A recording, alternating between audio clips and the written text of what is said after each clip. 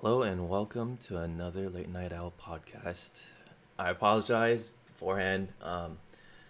Last week I had a flu and I couldn't talk, and actually I'm still recovering, so my voice might sound a little different, and I might cough here and there. So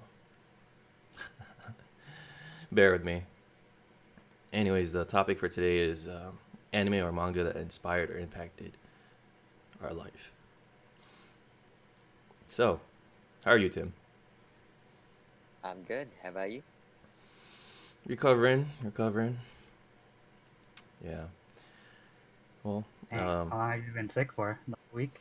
yeah, when I'm sick, I'm usually sick for like a month, but I rarely get sick, so I guess it works out. That's why. Or Yeah, so how about you, Set? What you been up to? I thought I was gonna get sick, but then I kind of like shook it off, took a cold shower. Yeah, that's crazy. But I'll probably get sick soon. I usually get sick around March. It's crazy. It's just like everyone's getting sick like this season, because we're not adapted to the cold that suddenly, like the rain and stuff that just happened. It's crazy. Yeah, it's snowing in SoCal. It's crazy. Yeah. But anyways, let's go back to topic. Yep, back to topic. Yeah. So who wants to go first? Fine, I'll go first. Um, excuse me. Okay, my number one pick is Doraemon. Holy shit. Okay. Um, I picked Doraemon because uh, it's pretty much what I grew up with as a kid, and it's like it's kind of like watching Sailor Moon or Dragon Ball. You have like a fresh, like an untainted mind in terms of like getting to know what anime is, and it's a really friendly anime, and whatever you just see is pretty much what you learn, you know. So, and I mean, if you want to take like a moral or whatever out of it, then I'd say you can't always in Doraemon you can't always rely on someone. You have to do it on your own. But yeah, that's my number one. And my number two is Steins Gate. The reason why I put Steins Gate is because even though it might not be true, there's a potential possibility that there are multiple timelines in human history, or not history, society. And I thought it'd be pretty cool or interesting.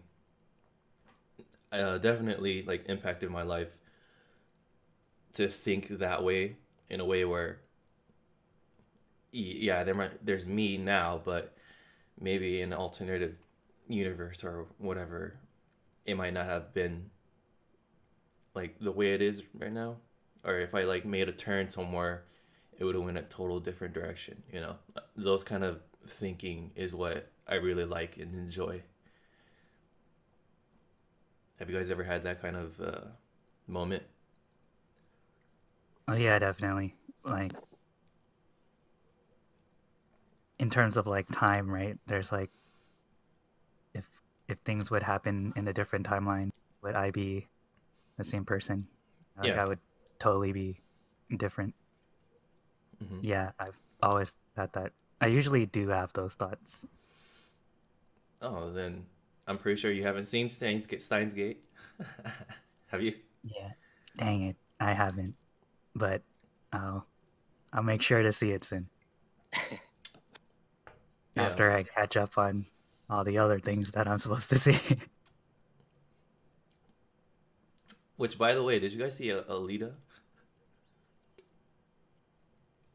Oh no, I didn't.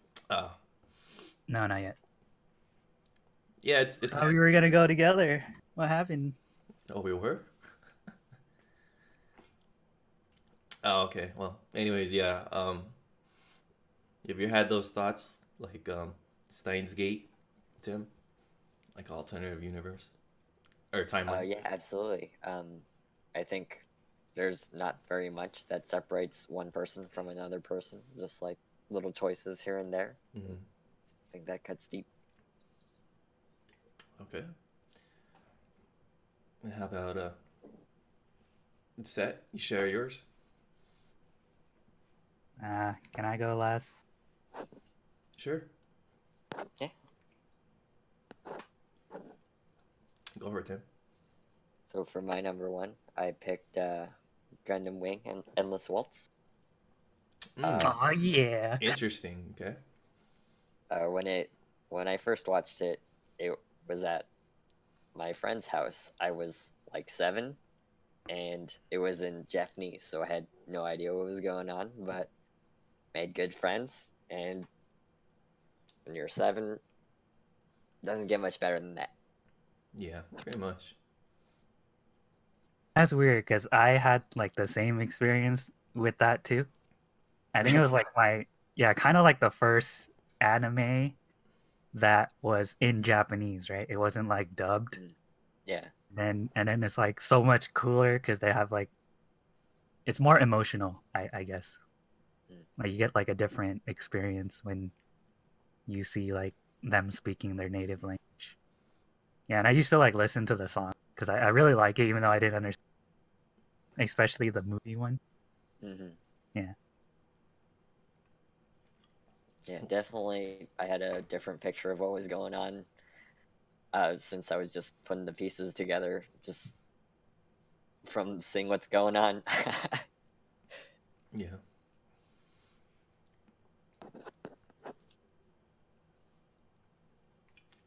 Yeah, I have a something similar to that one. I think all of us have probably been affected by Pokemon. Definitely. Yeah. It's just everywhere.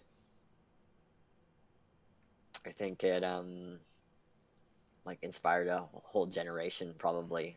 Just everyone in my generation knows Pokemon. It's so big, right? Yeah. But how did it impact you though? Your life? Well, it's hard to argue that it it definitely had an effect on me because that's what all the kids were playing. That's what I was playing. It was just such a large integral part of my life. Would We're you? playing all the games, Mhm. we're collecting all the cards. I mean, what was it? Oh, would you say that it was um, one of the first trends in your life, or yeah, that like the word trend actually started by like Pokemon, or was there something before that? Because I think we could say that Pokemon started when we were kids, and then we didn't have that many cool stuff besides like maybe like Pogs or something like that.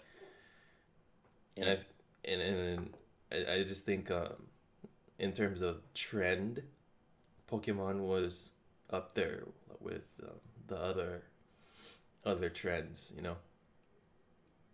Yeah, it was. And it was just like because I was still in Florida at that time and I went to like I was the only Asian kid, right? And then like Yeah. I was able to fit in because of Pokemon. Because Mm, like when I went in the beginning, there's like everyone's white and I'm like this little Asian kid and I used to get picked on. mm, And then I started playing the Game Boy and I started owning everybody because I guess kids didn't figure out the type matchup at that time. So then, like, even though it was like super easy, and they were like, "Oh shit, you're pretty cool," and then got along with broke down that racial barrier. That was pretty awesome. Yeah, that's crazy. Yeah, that's probably true. That probably happened for me. I never really thought about it, but for a lot of people, that was their like first exposure to like Asian culture. Yeah, pretty much. I mean, Yeah. 4Kids did a great job like destroying all the culture, but Did they do Yu-Gi-Oh? I think so, yeah. What are you guys talking about at your school? Oh, how Pokemon was probably a lot of people's first exposure to like Asian culture. Oh, okay, okay. Okay, well, yeah, definitely. We're not gonna talk about not Gnostica. Cool. Oh, I've still got more. Okay, cool. I was looking forward to that one. Yeah, I'll just go with that one for now because my next pick because it's the first one that like that really got me hooked, I guess. Before it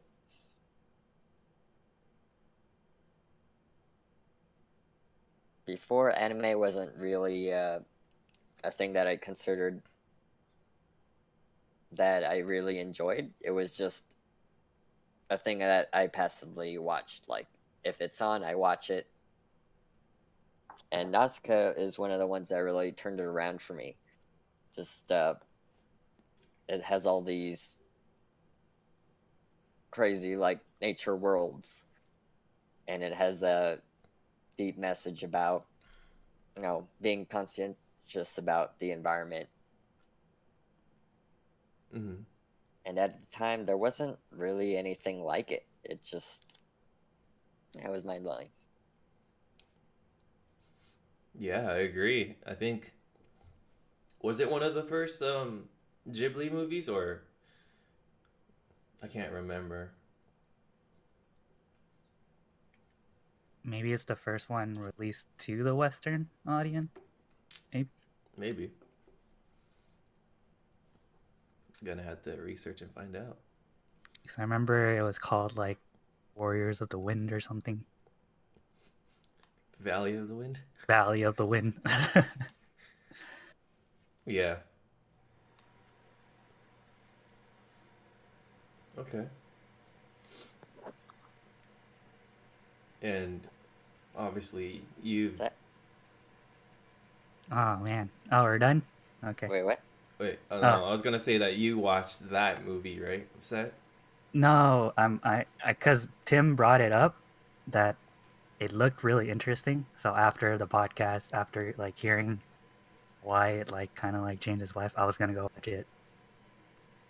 But Yeah, after this podcast. Okay, did I sell you? Yeah, You're you still sold good? me on it. Okay. I'm committed. So oh, okay. All right.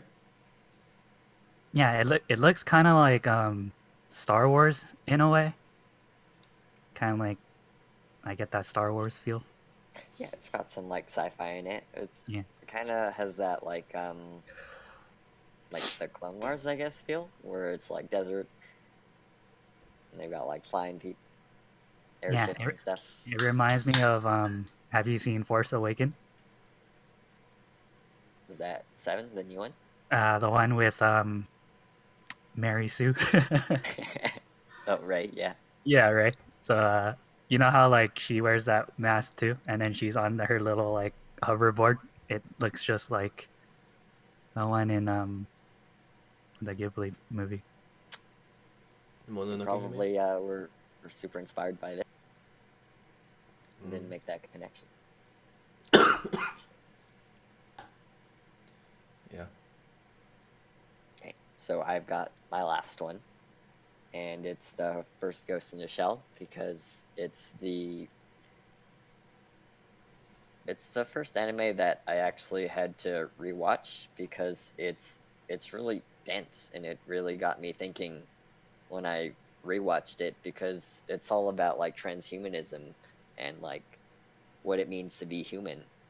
And you've got this basically like special forces cop person who's just like more robot than human. It really got me thinking like what does it mean? It's pretty deep.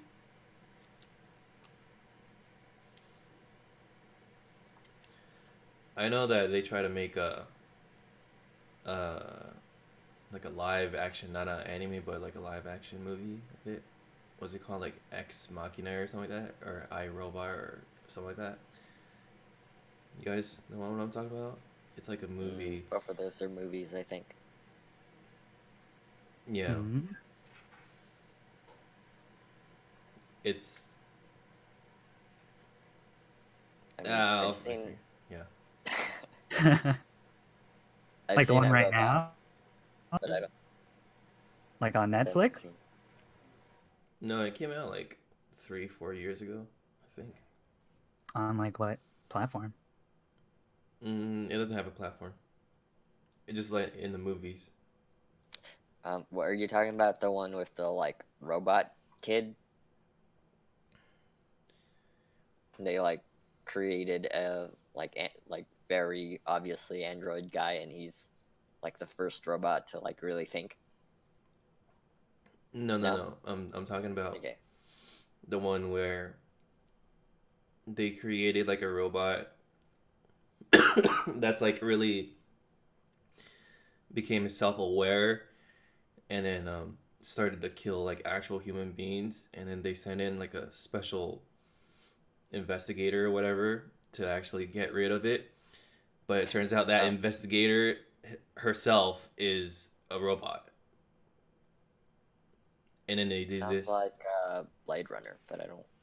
Yeah, it's pretty much like Blade Runner, but um they do this weird thing where they look at their palms of their hands and then they flip it over to the other side or something like that. I forgot, but they do like this gesture that not many people know that those AIs or robots do. And at the very end, it shows her doing the same thing, and then yeah. But anyways, yeah, is it? Can't remember the title of it, but it's pretty interesting.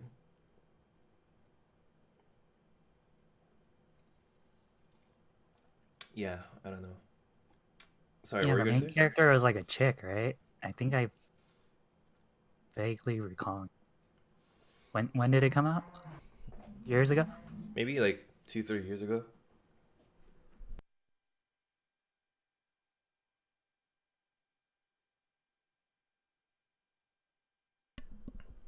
Oh no, whatever. Just move on.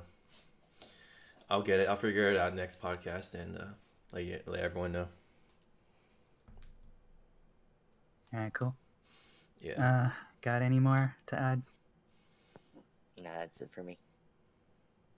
I guess I didn't know we were like doing like chronological order, but I guess for like a childhood anime, if it counts as an anime, I guess it does.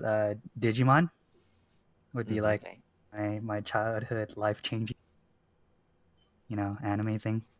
Cause I really like the main character. Like I really like Tai, so I just try to imitate him because it was really hard for me to make friends when I was younger or when I was like a child.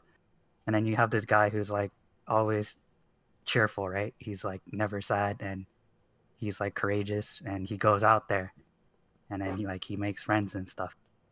I was like, okay, I'll be that guy. Like I don't want to be like miserable and play alone.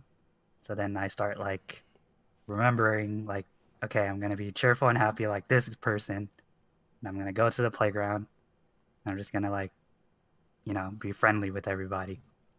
And then that was like my first step to not being, I guess, an introvert, even though I feel like I kind of am, and then just like learn how to make friends from there. Mm. And I guess it also has kind of like this weird philosophy connected to it in a way, Mm-hmm. because the way like the crests are presented in order, I feel like that has some significance to the whole thing. Like in order for you to do anything in your life, the first step is to have courage, right? Mm-hmm. And then courage is not enough. You need some friends to have your back. So you make some friends. And then I forgot the third crest because my memory is not that good. But then the last one is hope, which I thought was cool, because like when all else fails, right, hope got your back. Yeah. So yeah, so that's like yeah, it's like early childhood. So probably middle school, or like definitely Gundam, especially like Gundam Wing and Gundam Seed.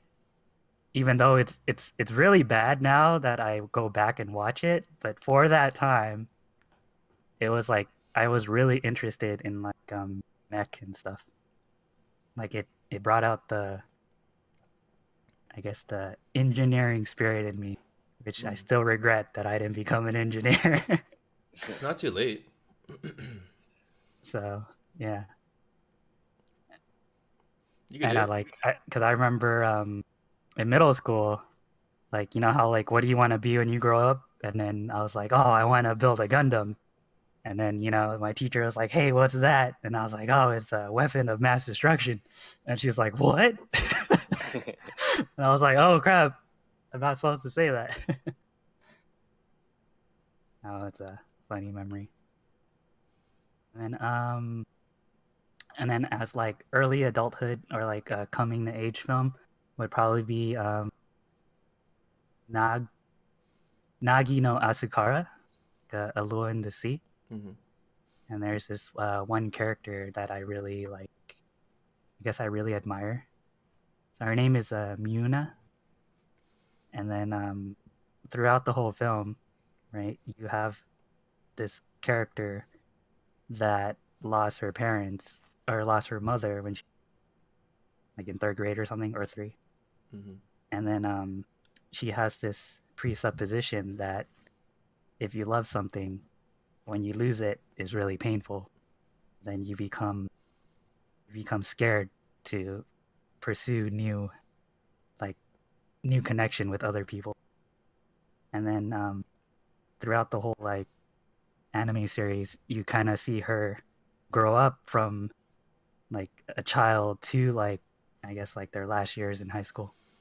Mm. And then she figures out that, you know, um, even though to love someone deeply, it hurts a lot and it can be disastrous or even catastrophic, it's still worth pursuing that connection with other people.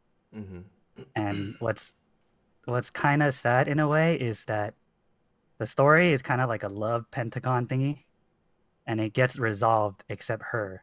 Like she ends up alone, but she still is happy in a sense, which I thought that was like really powerful. Yeah, so really admire that type of character. So the message I got from that was kind of like, oh, if you want to pursue anything that's meaningful in your life, you should do it, despite you know the I Outcome. guess the pain and sorrow that comes with it.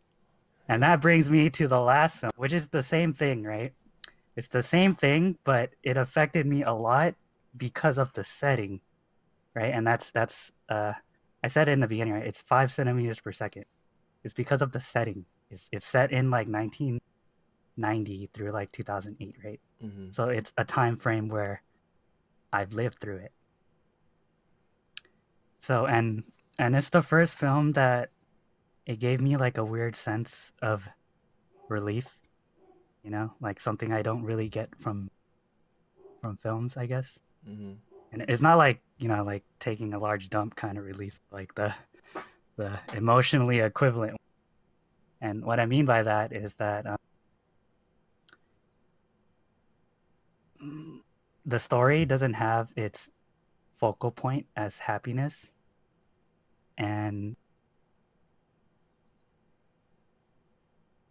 there's like this connection I kind of feel with the character. Like you guys seen the film, right? Yeah. Have you? Yeah. So the main character is named Takaki, Tono Takaki, and then I have like this sense that I could end up as him, or I like would be him, right? So especially in the first episode. So so both Akari and Takaki gets shuffled around throughout Japan, right? Early in their childhood. Yeah. So then like I know what it's like to be shuffled around as well. Especially because I got shuffled around from like country to country and then state to state and then city to city. And it's a bit traumatic in a way because it introduces instability to me at such a young age. And when I was finally able to make some kind of lasting bond with a person, you kind of like become subconsciously scared that it might not work out. So then you like start to distance yourself from new relationships. Mm-hmm. And then like I try my hardest to make old ones work before I, pursue new relationships. And that's a bit psychologically unhealthy. And I feel like that's what the main character does also. And it also helps that I also had a childhood friend that was in elementary school. I was named Jennifer. So shout out to Jennifer if you're listening. But then we weren't like the two main characters, right? Not like romantically friends with romance or whatever. So then there's this realization when I was 11 or something. People are only supposed to be with each other for a certain amount of time. And then hence like there's this reference that Akari makes in the beginning where she says, hey, the cherry blossom petals fall at 5 centimeters per second. And then I got that reference right away, right? Because it's like, oh yeah, you often grow up together, but then you like, drift away from each other, like the petal. But then the clever part is because it's not physically just that, right? Because we occupy like both space and time. If you haven't seen your friend since you were like meeting them again as an, it's like meeting a whole different person, right? And the fact that the title is 5 centimeters per second, it's it's brilliant, right? Because measurement of distance is meters, and then measurement of time is seconds. So then it's meters per second, like kind of adding to the fact that we occupy this space and time duality. That's pretty deep, man. Yeah, and but then like I really like the film, the second part. Like the first part I can relate to, but then like the second and third episode is the one that like really kind of like changed my perspective on life. Like it really hits home. So then when I watched it the first time, like a lot of things flew over my head because do you remember like the third episode? There's like this, they play this song, right? And then you have like this really fast montage of like scenes that, and if you don't see that, first, you miss a lot of the details that like it's a different like viewpoint from the film if you just watch the montage first. Montage, that's that right? Mm-hmm. Okay. So anyways, so in episode 2, so Tataki makes a decision, which I missed the first time. He takes like a stab in the dark, and then he holds on to the hope that Akari still wants to be in a romantic relationship with him.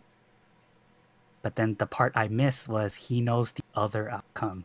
Like that was the thing I didn't know. And he knows this because he tells you that he knows that, right? Because when the director, right, what's his name? Motoko Shinkai, right? He launches the rocket that contains the exploration satellite called like Elish, and it symbolizes Takaki's journey into the unknown future.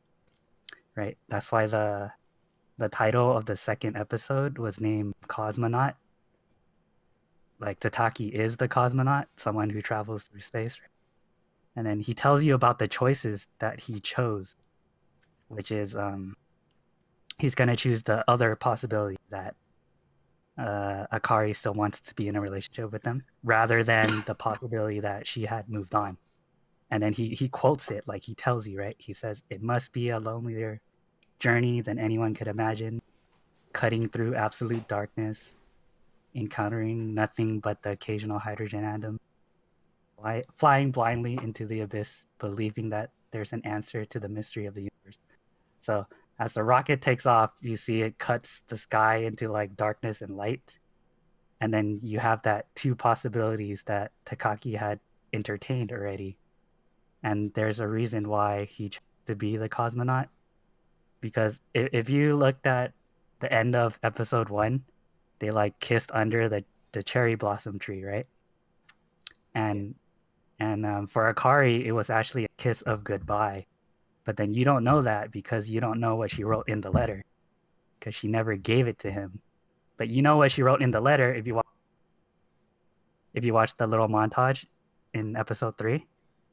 It was intentionally she wanted to tell him that he needs to move on and stuff. But I guess she was like caught up in the moment and she never like gave him the letter. That's why she kind of looks sad and shit. So, anyways, so Takagi kind of like has no choice, kind of doomed in a sense, and that's when I kind of like admired him, because like if you really think about it, like in order to like regard anything in your life important, you have to regard its loss as truly meaningful. So that means you have to open yourself up to like extreme deep hurt and sorrow. And he knows this at the end of the scene with the rocket. And then he even asks you, right? Like, how far can we go? How far should we go? As in, how far can he like pursue Akari and for how long? And then you figure this out in episode 3, which is the best episode in my opinion. And again, it flew over my head because when I watched it, and then Takaki is like 26 or 27 now. So I haven't reached like his age yet. So I haven't been like touched by like malevolent or whatnot, and like time didn't really corrode my soul yet. So when I rewatched the film again, and I saw this episode, and I was like, oh shit, it's brilliant, right? Because the film is vague enough for you to fill in gaps with your own story. Like that's what I like about it. So now, like, okay, Takaki is miserable, you know that, and there's this spooky scene where, for me, where he gets up from his bed, and he looks at his phone, and there's a bunch of clothes on his bed, right? And then he starts to narrate like through the act of living itself, sadness piles up here and there. And I remember coming home from class with a bunch of clothes on my bed and thinking the exact same thing. And I was like, oh man. So over and over again, right? I was like, oh shit, okay. So now I'm like thinking to myself, all right, happiness is done in by the first harsh blow of reality. And you're like, okay, it doesn't take a genius to figure that out. But then I'm thinking about like my subconscious mind.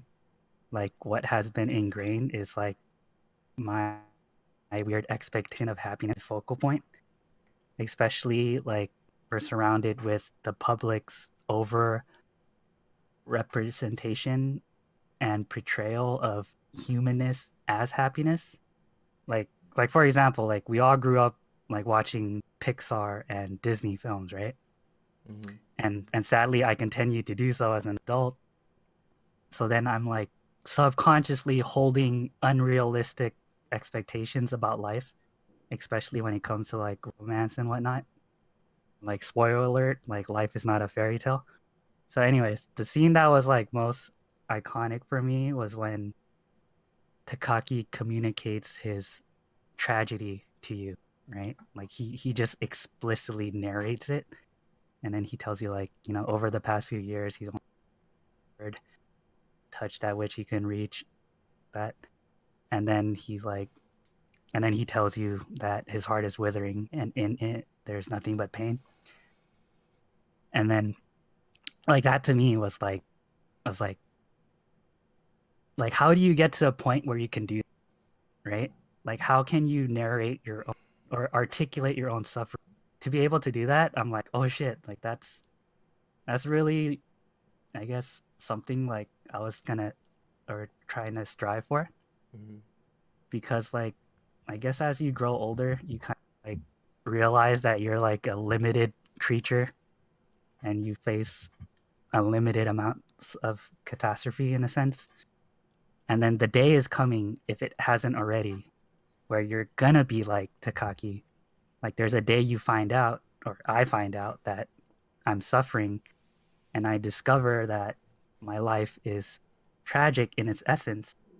And if I had presuppositions that life is to be happy, unrealistic optimism kind of screws me over, right?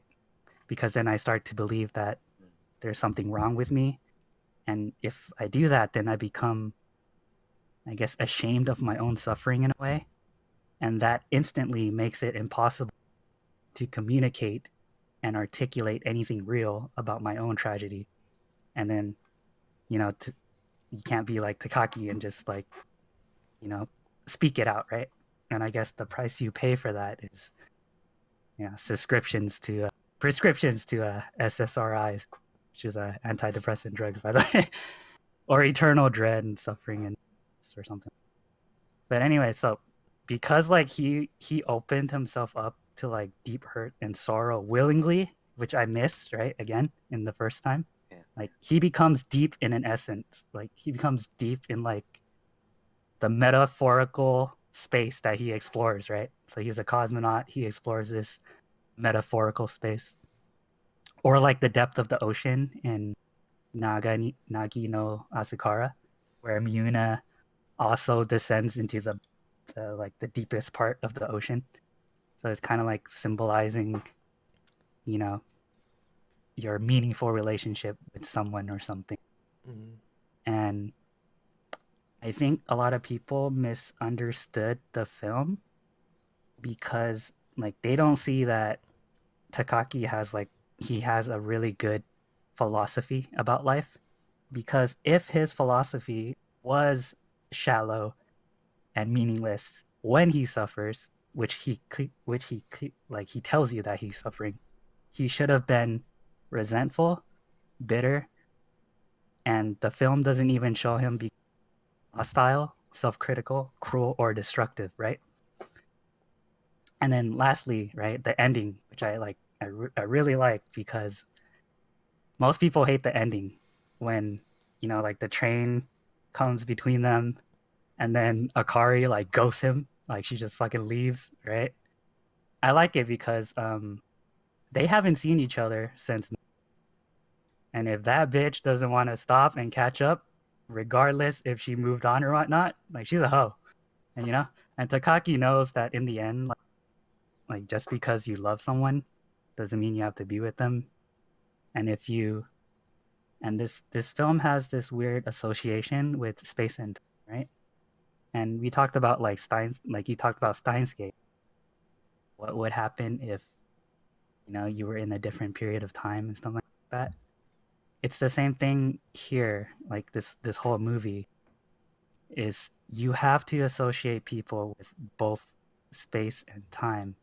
And what I mean by that is when you go through like a bad breakup or when you feel like, you know, you've been profoundly betrayed by someone, it helps psychologically to associate people with both time and space. So then you Akari in the past where she belongs, and then you cherish her, right? And then the present Akari occupies a different time and space, and you keep her there as well. And I think Takaki does that very well.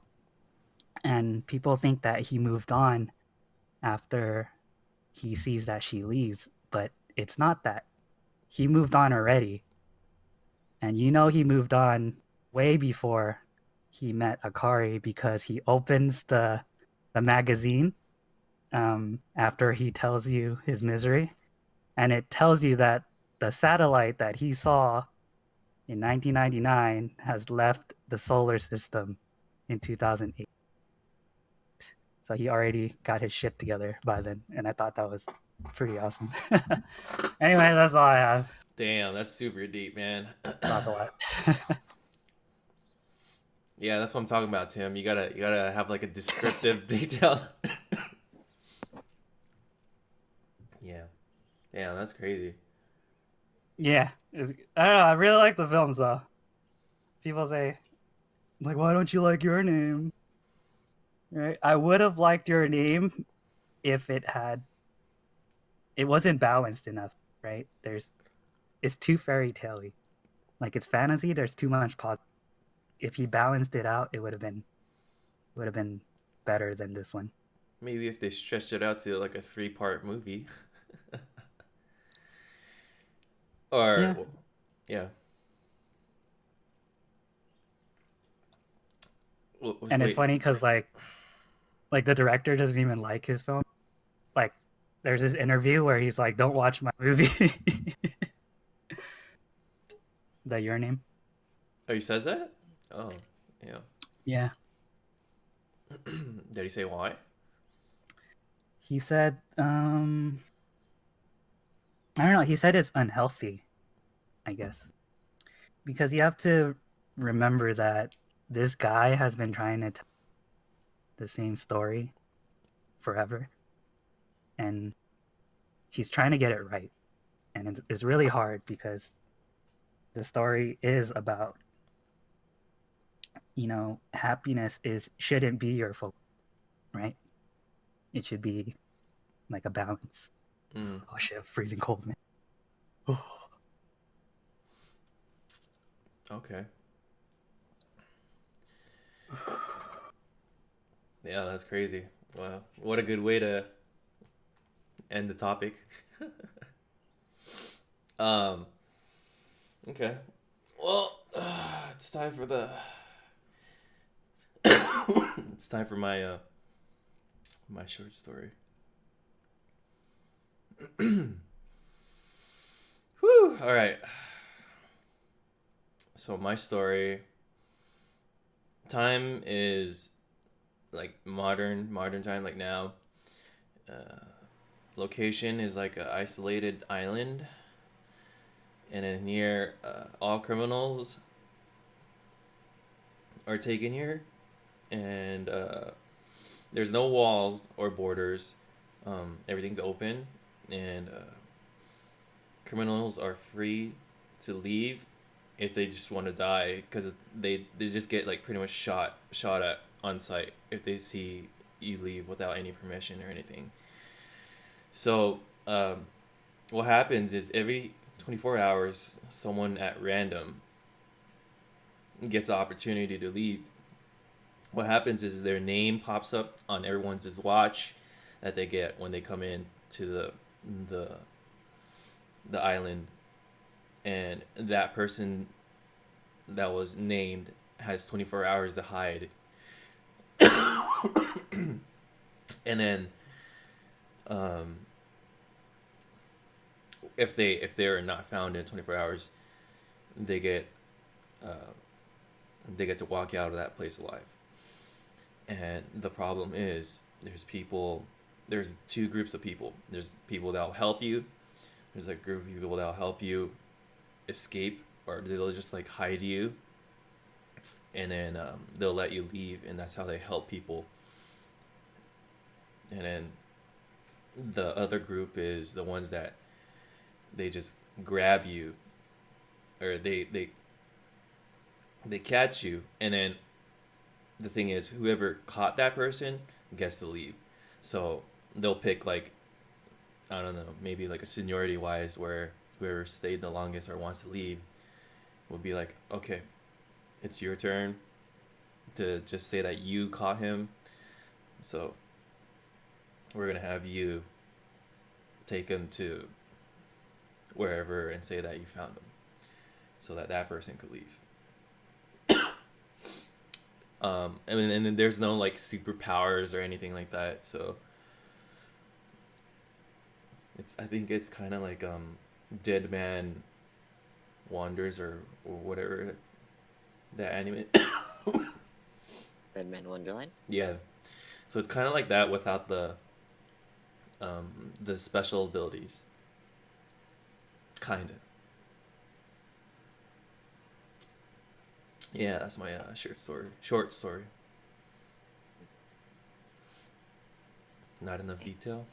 What you guys think? No, it's interesting. It reminds me a lot of I don't know if you guys have ever seen Battle Royale. Mm-hmm. Oh yeah, that was my first Japanese movie. Yeah. I watched that like 10 times. It's pretty gruesome, but it was pretty shocking at the time. So it was a good watch at the time. Mm-hmm. It's probably Yeah. aged a bit. Yeah, before Battle Royale was cool. Yeah. Yeah, now everyone's on that Battle Royale. And so like the the island, it's like it's pretty much like a city where there's like buildings and shops and markets and stuff like that, and then there's like currency, and then everyone works, but they're all criminals. Is it like Fort Joy? I don't know what the fuck Fort Joy is. I mean, I heard of it, but In Divinity? Oh, oh, um, to be honest, I killed everyone, so I don't even know what's going on in Fort Joy. I pretty much eradicated the whole entire population, so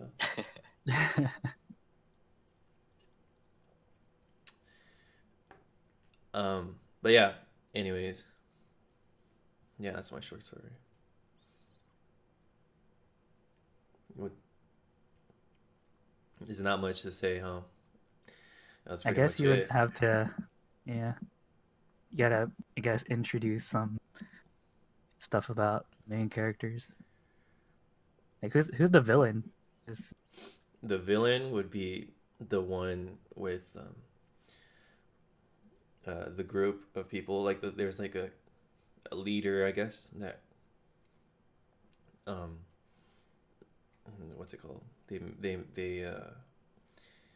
make all that happen. Oh, there's different ways of taking it. You could say like the people who created that system is evil, or that group of people that just grabs you and makes someone else leave instead of you is evil. I don't know. There's a few ways to approach this type of stuff. But yeah, I try to make it so there's no superficial, unnatural power. So yeah, like stuff with power. It's like is how a modern person would have to deal with like a bunch of people who's trying to catch and like potentially kill them or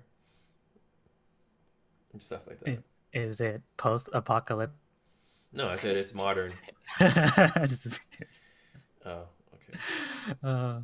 so pre-apocalypse. that means pre-apocalyptic. Yeah.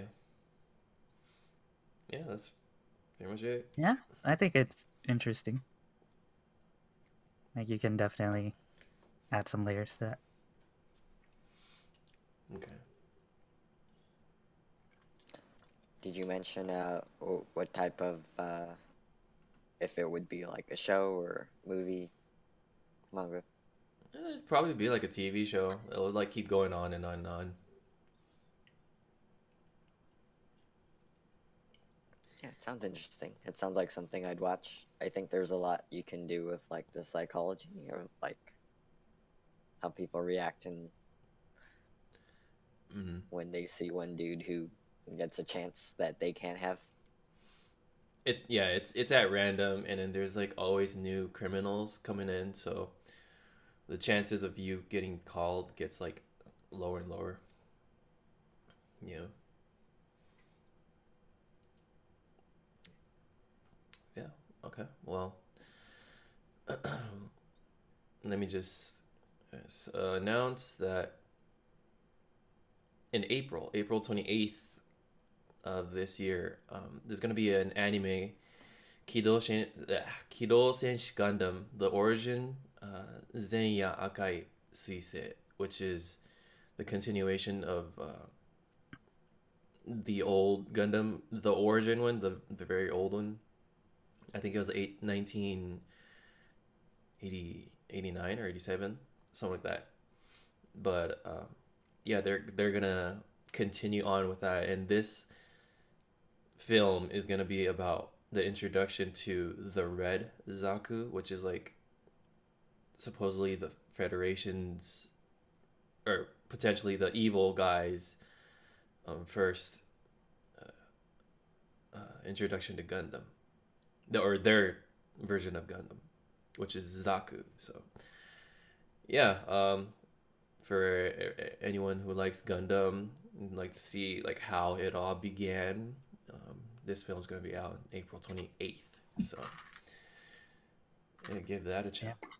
I think it's really good. Like, I never thought I would enjoy a Gundam series without any Gundam, but it's pretty good. The origin, like you can't help but like Char, even though he's kind of like, he's Well, not really a villain, is he? no, he's not. He's More like a antagonist slash anti-hero, kind of. I don't know. I don't think he's an anti-hero. I don't think he killed. Um, for, actually, I don't even think I've seen like a scene where he killed someone. Like, you always see him just No, in he killed charge. a bunch of people Really? Oh, okay. in Origins. I need to rewatch it, dude. But yeah, I don't. I forget. There's like an.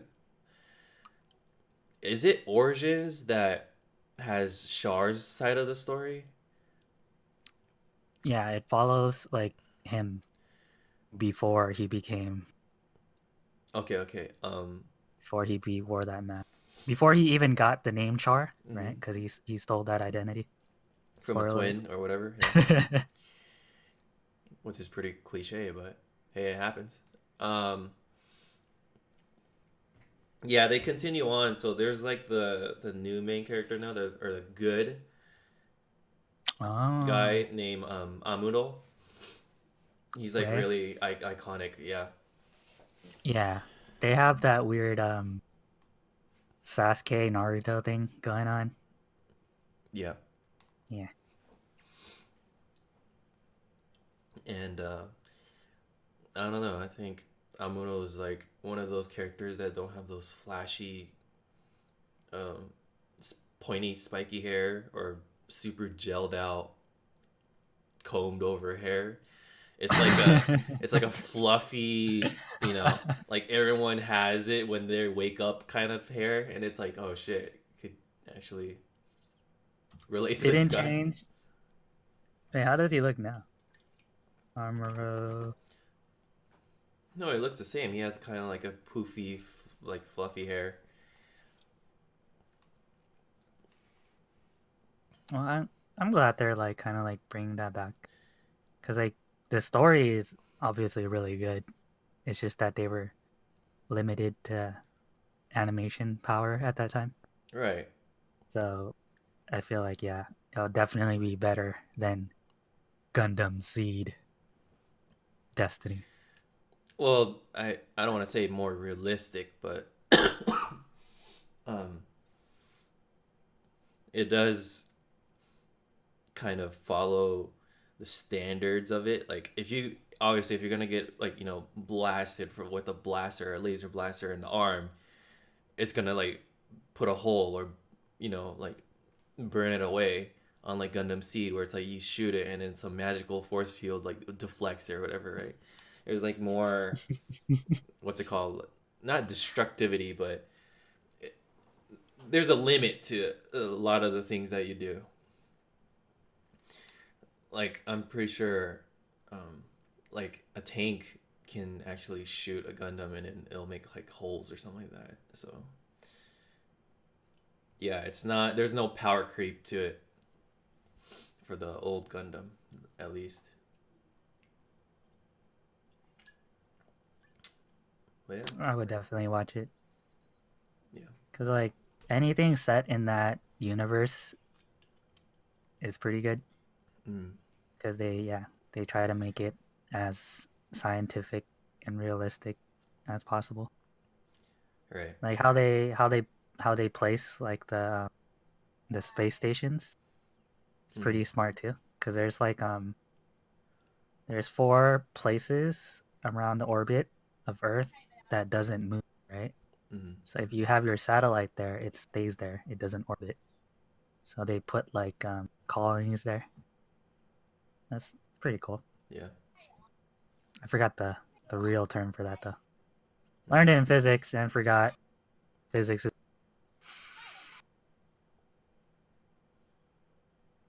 Yeah. But anyways, is there anything you guys want to talk about? I'm like still sick, so my brain is like fried. I can't even think right now. Any realistic things, or it doesn't even have to be anime related. Any You guys practical? voting for Andrew Yang? I'm just Tim, kidding. do you know about the Asian dude that's in the election? That's up for election. What's he running for? I don't remember. President of 2020. He's a Democrat. There's a lot of competition. Okay, let's talk about universal basic income then. So he wants to give everyone $1,000, like everyone monthly, Mm-hmm. and then there's no attachment to it. Like they don't force you to buy food. You know, you can buy strippers with them. You can smoke crack cocaine, or you can invest it in a business, Mm-hmm. or you can put your kids in karate class. So, what do you guys think? So what happens is if he gives us $1,000, everything becomes $1,000 more, right? Like a dollar That's can usually of how it soda is works. gonna be $1,001. I mean, that happens all the time, right? When the minimum wage goes up, all the like taxes and all the prices go up. So Yeah, but the problem is $1,000 is a lot of money. yeah, but not everything's gonna just cost $1,000 more. It's just gonna be like it'll balance itself out a little bit more. Yeah, we'll suffer equally.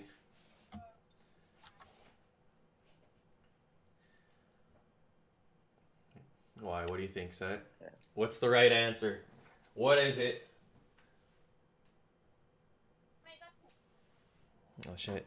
I don't know. This one's hard. I mean, I believe in universal income. I think eventually universal income is the way to go, but we're not ready for it as a country. I feel like it,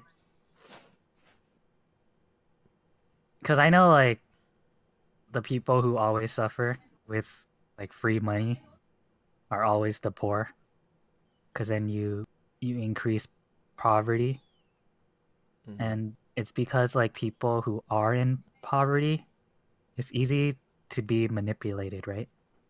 Mm-hmm. So Yeah. so even if they get $1,000, someone's gonna take it from them, like just somehow, like based on ignorance or corruption.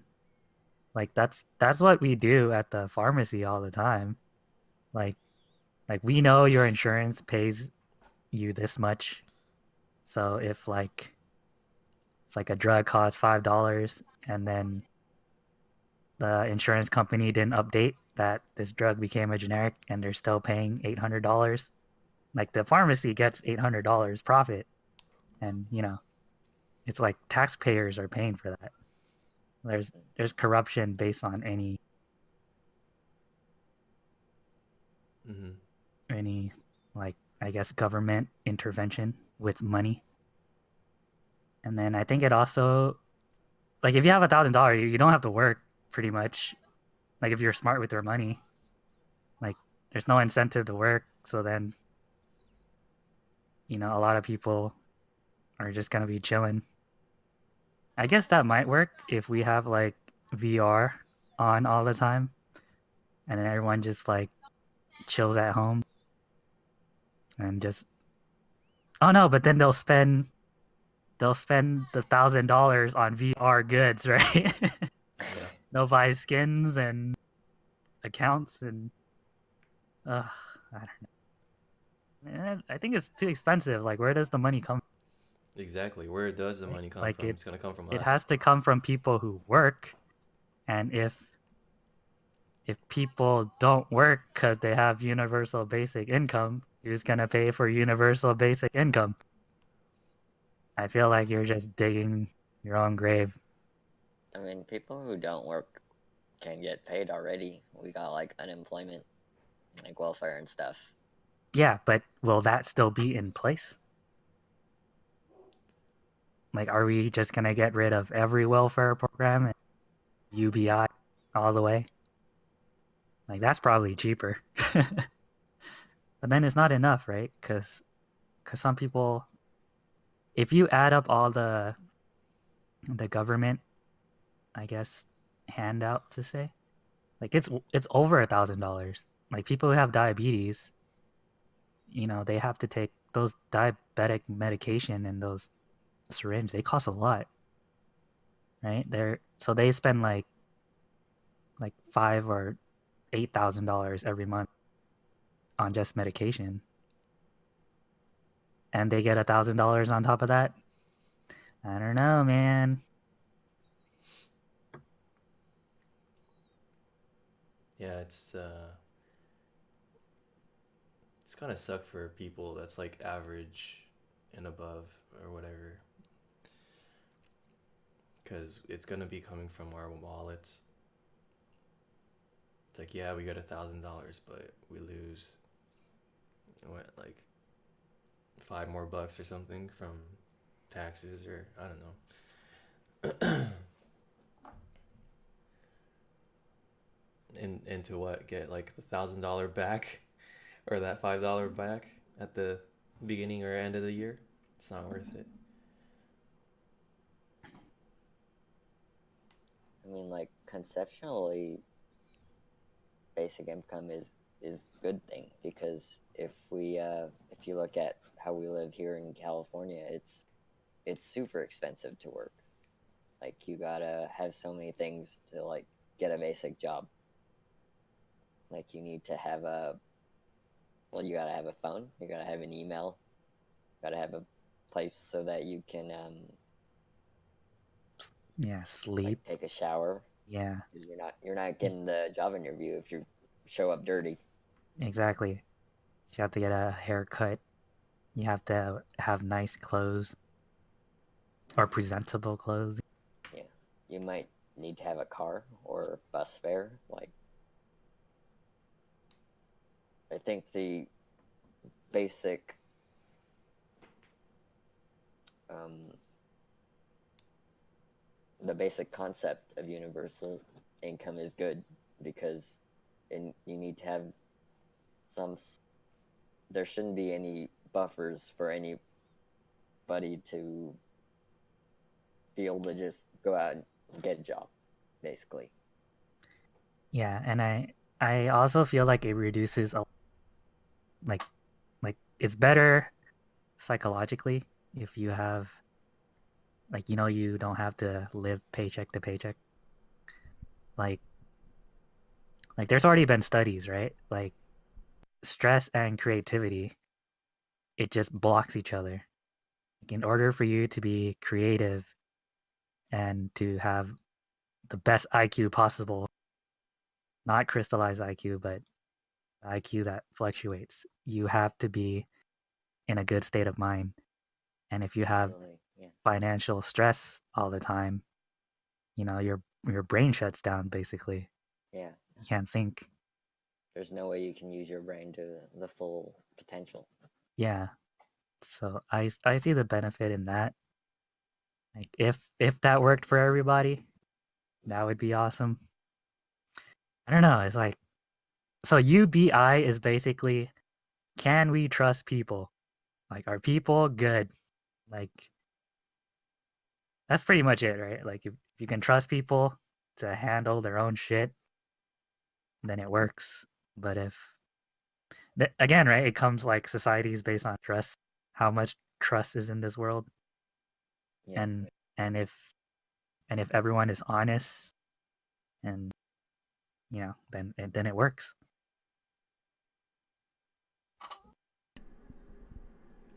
Uh-huh.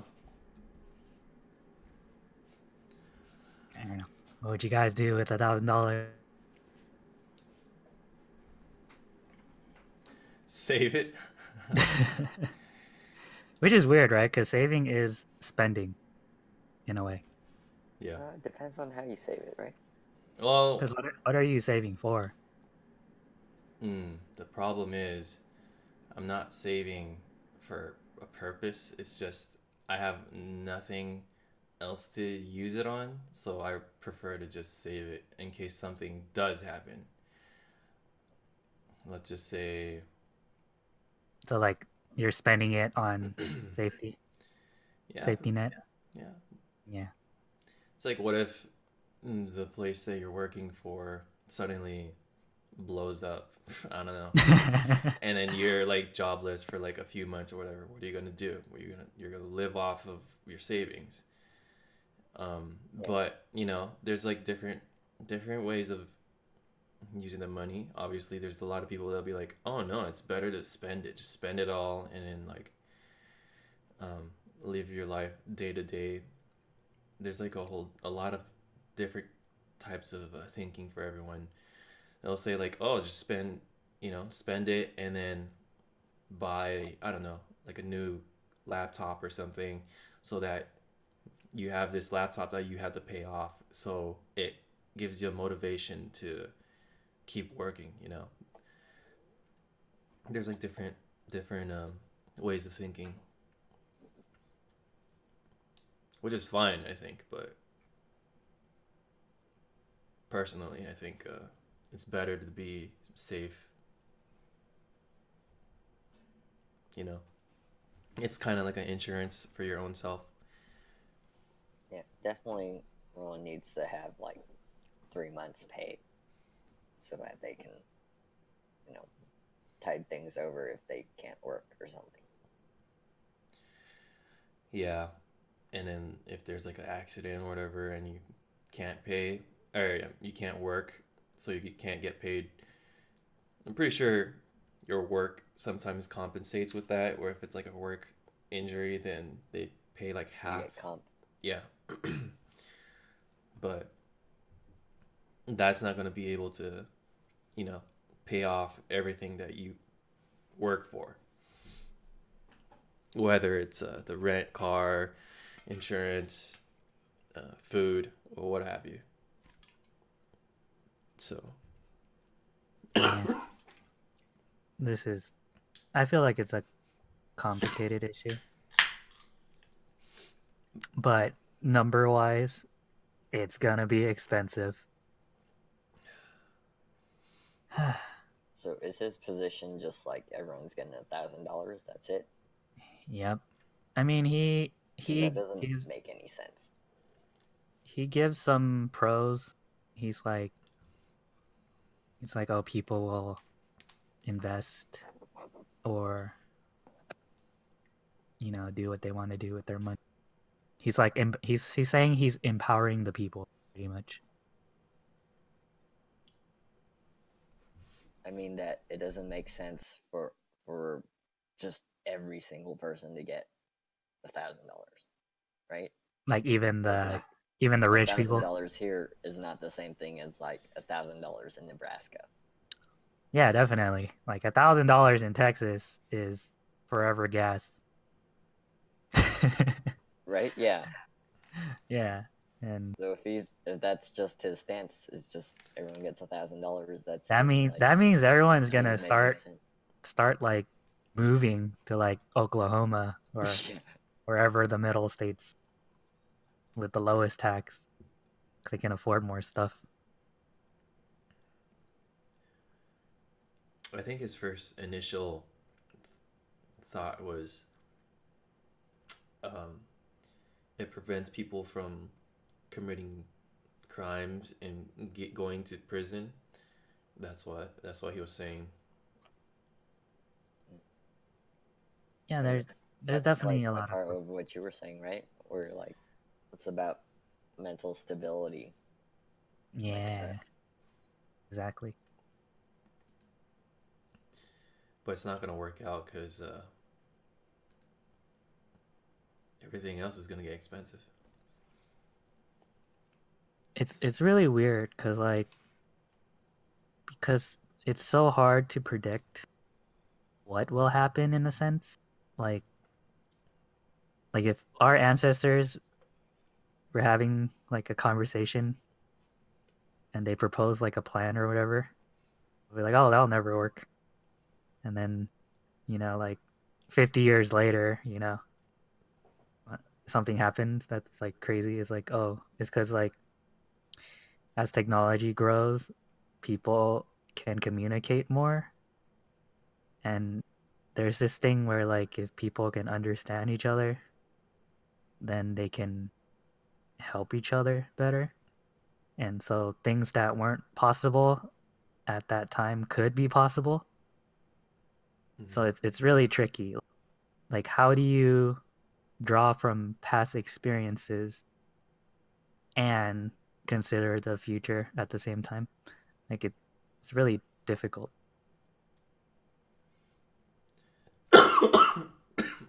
Cuz like let's say that like there is UBI in the future, right? And then everyone,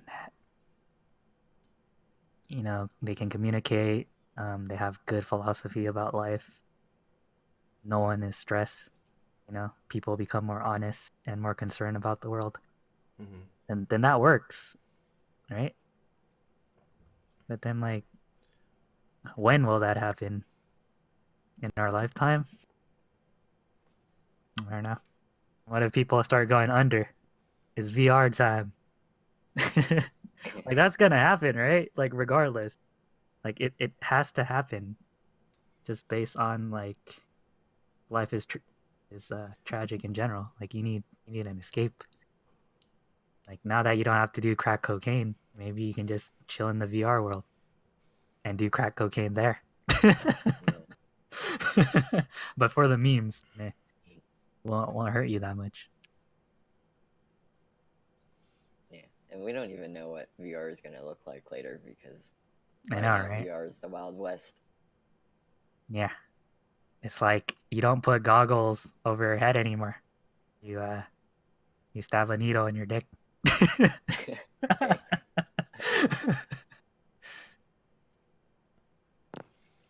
I hope that's not invented. Sounds painful. That makes no sense though. It's all like your dick is all the way at, like in the bottom, not even close to the brain. You don't know. You don't know, Tim. Inventions. Like maybe the only way to access all your uh, central nervous system and your ANS is through your Venus. Like we. Yeah, we found out that that's the easiest access point to the spinal cord. Or even worse, you have like a probe up your butt the whole time. Ugh. Actually, I'll take that. That sounds way better. You take a probe up your ass, then a needle in your dick. Yep. Okay. Yeah. You would take a needle up it? I don't know. How did we arrive at this conversation? I wouldn't take shit up nothing. I would gladly live a normal life outside of VR. See, But that's when like you get old, right? Because like you don't want to try new things anymore, and like all the youngins will be No, like it's cool. balls deep into the VR. you won't even see them. There won't even be any young people out there. Yeah, it'll just be us old people in the streets The young people playing. are inside getting all their groceries by drones. Yeah, Or Amazon doors. yeah, and they can't walk because they have muscle atrophy. Everyone's stuck in VR land. That sucks. They're already like There is a way to combat that. Like you just stick a bunch of electrodes around you, Oh, with and then just stimulation. just fake. You might even come out with a six pack. Yeah, come out buff. Yeah, it's like, I go into VR and I come out with a pack. Like it's a win-win. Like why would I leave? Yeah.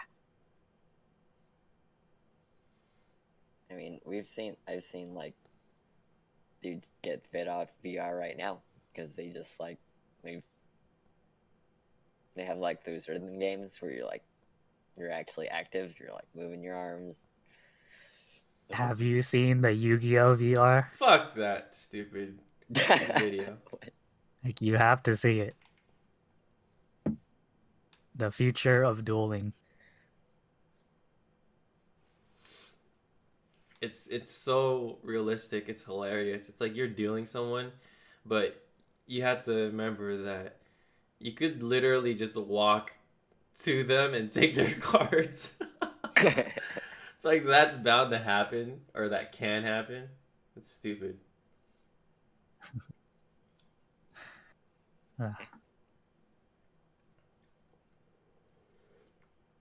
Future is now. Happen. Yeah, I think it's crazy how Amazon already has like the grocery stuff that you could get online. Like what are we gonna do? Yeah, like Amazon scary. Like what are we gonna do about Amazon? Well, there's only one thing to do, man. Destroy them before they create a Skynet. Right? Like there's no retail job anymore. It's like you don't have to get any retail stuff from the store. It's just Amazon. That's true. Retail work is gonna die out, and that's maybe a reason why we should have that universal income. Oh yeah, I think that was one of his arguments, right? He said like truck drivers and retail jobs are going to be the first one I because don't of think truck drivers are out, but okay. oh man, they might because self-auto driving. Ugh. No, they'll still need to have like a dude in there just for liability. Yeah, they will have a dude in there, right? But they don't have to pay him as much. Yeah, they'll probably be asleep anyways. Yeah. That sounds like a chill job.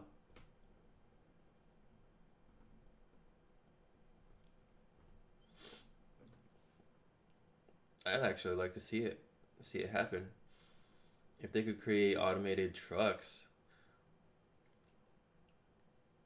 that means that they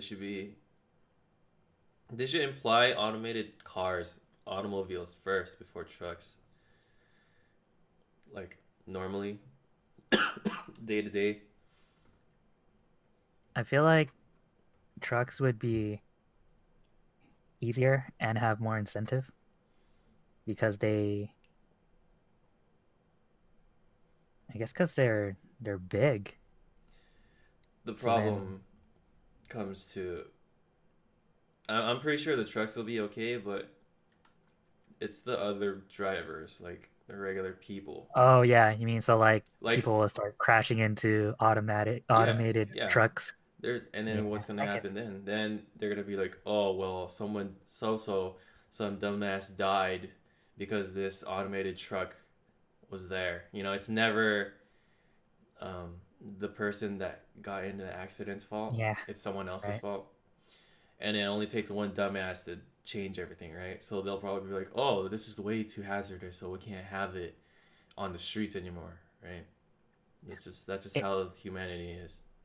It's AI stupid. lives matter. That's why it's like it's weird, right? Like, what if we're in a simulation and then like someone that's programming our world is like, oh man, this world's going too good. Let's let's make a guy Take that it fucks up everything. Right? Or we just have everyone become honest. If everyone was honest, we wouldn't have that problem. Like, it's like, all right, I admit I'm sorry. I did fall asleep behind the wheel, and it is my fault. I'm sorry. It's like, okay, yeah, well, there you go. But we don't have that, right? It's like, oh no, I mean, I was just making a left turn. And then suddenly this automated truck didn't know what was it just came out of nowhere. Yep. We're fucking idiots. Yeah. It's dang, it's difficult. So I'm pretty sure it'll happen, but it's just gonna take one fuck up by someone to take it back. So I think they need to fix humans in general before they do some far advanced technology stuff. Is that a story for next week? What if everyone's honest? It's like there is no story. Exactly. Like the world is perfect. You have your utopia. Then it'll be a story about someone trying to fuck up that utopia. Just like one dude who figures out how to lie. Yeah. It's like what? You can lie? Crazy. Hey, that's a pretty good story. Right, save that one. Yeah. Yeah, because you're next.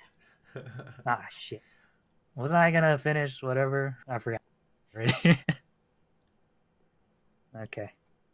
That's my story next week. Spoiler.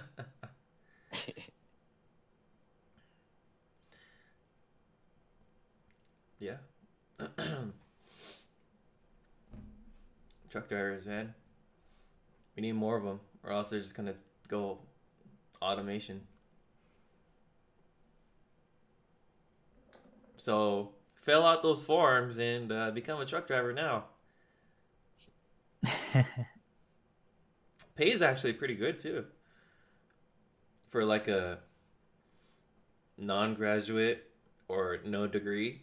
You just need like a class A license, and you get paid the same as like a starting master's degree. So it's pretty good. Maybe that's why they're being targeted for automation. But the only reason why they're getting paid more is because uh, the potential hazard. Yeah. I don't think the job is easy. Do you think it's easy? No, it definitely um, needs a lot of concentration because you're pretty Yeah. much sitting there for 8 to, I don't know. If you go cross countries, you could technically go without any sleep because what Yeah. happens, I'm not even sure if I'm supposed to say this, but once you cross a state line, your hours of that time resets. So let's just say, like, the rule is you can only drive for 11 hours straight. Um, so what happens is you Oh. could go from California to Arizona or Las Vegas. Yeah, you could go all the way down there on your 11th hour, and then it'll reset from there because you could say that you were from uh, Las Vegas and you just started. Is this like a It's a law thing? it's a loophole that the states don't address, which sucks. Well, you could make a lot of money too off of that because they don't. The government doesn't like dig too deep into it because they're gonna say, okay, so you're here to here, or you're driving around California for 11 hours, and then you moved on to this different state, and you worked another 11 hours, and then they're not gonna like like add everything together and be like, okay, you work for more than So 11 you can hours. pretty much drive for 22 hours Yeah, straight. or up to whoever. You could even drive up to 32, 48. It doesn't even matter. Yeah, it's crazy. If I can die, Yeah, but that's definitely up to that person who drives, right? that's crazy. Yeah. Yeah. Um, but yeah, you're not even supposed to be doing that anyways. Like just driving for like 4 to 6 hours is already like stressful for a human body. It's just like sitting there, Yeah, you know. can imagine. Because you're like in a compromise position, and if you drive during the daytime, you got the sun fucking Yeah, up your and it's face. and it's hard too because the human's mind is made so that you need to have different sorts of entertainment, right? You can't just like look straight into one thing for Yeah, hours you on. can if you like if you don't focus and you clear your mind, you can do that. But Yeah, if you have to focus for that long, that's crazy. yeah, Yeah, because the mind like sort of like dozes off a little bit. Yeah, right. it Yeah, fatigues. It definitely fatigues because a lot of the things we do is subconscious, mm, and when we do access our conscious mind, it uses a lot of energy. yeah, Yeah, that's yeah, yeah. That's what rough, sucks. man. Rough. Kudos. Kudos to truck drivers, man. Like the Yeah, backbone of society. and you need them to carry the cargo from point A to point B, or else that point B in the city of point B, won't have like certain food or the Yeah, necessities required, they won't have that medication. Everyone's dead. and we don't have enough trains. Long, Oh shit! long Oh yeah, you still doing that train up to SF? I haven't been following them. Did you see the train at our school, Tim? Oh jeez, I needed to turn off Yeah. the notification. Uh, wait, are you talking to me or the other Tim? You are, Tim. Oh, okay. Oh.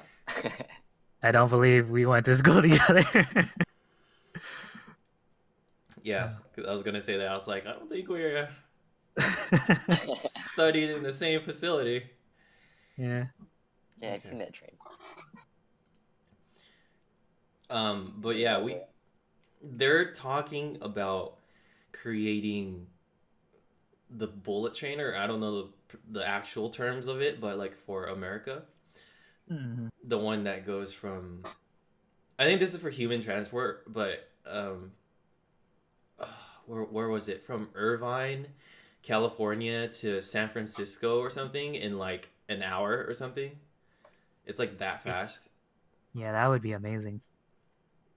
They were talking about it, and then I know they created something, but I don't know what happened after that. They just like stopped with that program. It's crazy, yeah. But Yeah, the they should have the like economy. Oh, go ahead. they should have one for cargo. I think if they make the public one first, I feel like they can probably make a cargo one. Yeah, Like just like attach it to like another train because they already have the rail, right? Mm-hmm. Just send it. Yeah. Yeah. And then so they're slowly for roads and stuff. They're slowly developing some alternative ways of uh, dealing with those kind of stuff, like traffic and stuff like that. I know Elon Musk is creating like a tunnel system. Yeah, that tunnel. Yeah, like 100 floors of tunnels where people could actually just drive floor to floor underground in order to create the traffic. Um, yeah, it's crazy. I'm not sure if he's still going with that, but it's a plus, at least for those big cities that always have traffic. What Yeah, a time to be alive. I kind of hope it works because if we do have like a bullet train like that, then the economy would go up, like would just bloom. Mm-hmm. Crazy. Like I can just work in SF. An hour train ride, not bad. yeah, that's a Yeah. commute for Yeah. sure. Play some Switch. Read a book. Sounds I, pretty good. I think a lot of the highway traffic is caused by people who just want to watch because they don't have any sort of entertainment in their life. And then if there's like a big accident or you know Yeah, traffic. that is actually, yeah, that's one of the reasons always traffic when there's an accident because Mm-hmm. everyone stops to watch the accident. Mm-hmm. Yeah, definitely. I Yeah, so that just know the snake somewhere in Europe bottleneck. they have this green curtain where they just put that up on the traffic and then it causes or it Oh yeah, and then people lessens. can't see the accident. Yeah, yeah. Yeah, that's smart. It creates like a percentage. Like I believe it was like 40% less traffic, but there's still gonna be traffic just because there's people that'll try to look over it or under it. God. But it actually works, and it's crazy. So Yeah. See, that's one of like an idea we can borrow, but then I feel like who's gonna pay for that service? I would have thought Taxpayers. that it would make it worse, just because like you could green curtain like a mile away. it's like, oh, there's an Yeah, accident. but like Oh, over time you'll kind of like adjust yourself like, oh man, I can't see anything behind that curtain. yeah. I mean, like we can kind of already see a curtain because like if you're driving, like Google tells you like, hey, there's an accident It's true. ahead, and you're like, oh shit, I get to see. Yeah. But yeah. Anyways, Yeah, I hate driving. yeah, it sucks driving, and then your GPS. It sucks when you check your GPS and then it doesn't show that there's traffic. Like it's fresh, and then they haven't updated the maps, so you end up stuck in traffic, and then you try to look for like loopholes and get off of like a stop, or I mean an exit, but everyone's thinking the same thing. So there's a traffic going down the exit as well. So it's kind of like you're kind of Yeah, fucked. right? Because if everyone's using Google Navigate, then everyone's gonna take the shortcut. Yeah. Yeah. But the problem is, or not, it's not really a problem, but not a lot of people use the GPS as well. I know I only use it if I start to feel, sorry, uh, if I see a slowdown, I'll put the GPS on and be like, okay, how long is this wait, or when does it end? And then I'll try to go around wherever the traffic started. Oh, so you actually like try to memorize the map? I think instead of relying on GPS all. Yeah, I think it's a lot. Yeah, it's better, right? Because technology is gonna fail one day. What, you're not gonna be able to get anywhere? Well, we could always rely on the hand drawn map, or not hand drawn, but you know what I mean, like Yeah, the yeah. traditional. But who has that? Like, do you have? I don't have that in my. I should buy one. I mean, I don't know. I don't go travel around the world, so I don't have one on me. But if that was my job, yeah, I'd definitely have one in hand. Dang. It's like GPS has became a part of us now. It's just like we don't even think about it. Hmm. Yeah. Just like how we're like, oh, we have calculators. There's no need for basic math. Yeah. Yeah, even for math, I actually don't use the calculator. I do it like the hard way, the long way. So efficiency wise, it's zero, but at least you know how to do everything properly, you know. Yeah. Like you trade efficiency. But we focus more on efficiency, so I don't think my way is the right way. I guess it's up to you, you know? Like if it doesn't hurt you in any way, then you don't have to be efficient. Mm-hmm. Yeah. But like if you're working, like even if you're like good at math, let's say you're like an engineer or like a chemist or something, Mm-hmm. and you have to calculate something, even if you can do it in your head, you still have to use a calculator Yeah. because human error.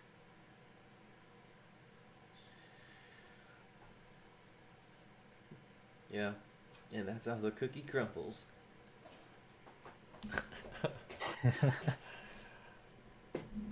All right. Anyways, let's wrap it up. So, thanks everyone for listening or watching. Doesn't matter. Um, stay safe and don't catch a cold, man. Keep yourselves warm. And thank you, Tim and Set, for coming. All right, thanks for having us. Good night. Yeah.